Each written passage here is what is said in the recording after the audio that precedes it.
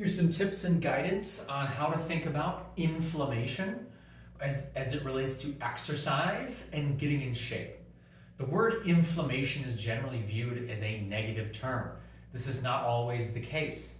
There is an optimal amount of inflammation. There can be too much or too little.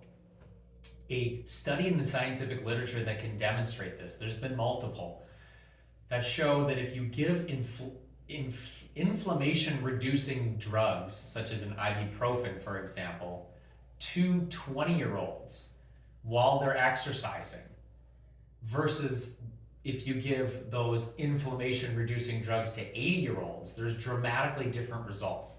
If you give ibuprofen to the average 80-year-old during their 12-week exercise program, they're going to get better results from that exercise program in general. If you give that same ibuprofen to 20-year-olds during their 12-week workout program, they will actually get worse results from that. Going to show that 20-year-olds generally have a low amount of inflammation, and so reducing it even further would bring them to a suboptimal amount of inflammation and result in worse results. And on the other end of the spectrum, the 80-year-olds, they generally have a very high amount of inflammation. And so reducing them, bringing them back down to more closer to the optimal range will have beneficial results. Inflammation is not good, neither bad. If you have too much, that's bad. If you have too little, that's bad. If you are exercising and you don't feel sore, you're not sore to the touch, you're not feeling very fatigued, it doesn't seem like you have a lot of inflammation from the workouts that you've currently gone through. You're feeling pretty good. It would actually be detrimental for you to engage in too many of these anti-inflammation protocols, such as taking an ibuprofen, such as an ice bath, such as foam rolling and massage, such as excessive stretching.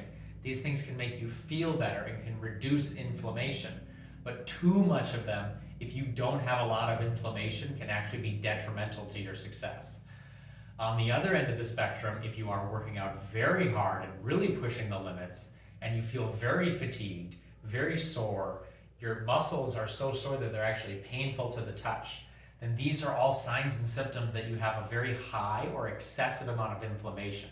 And so in this case, you can benefit from some of these inflammation reducing protocols to give you better results, such as the tart cherry juice, your ice bath, your foam rolling, etc., massage, excessive stretching. Here's just some guidance and ways to think about inflammation. Don't want to have too much, don't want to have too little. Hopefully this has been helpful for you.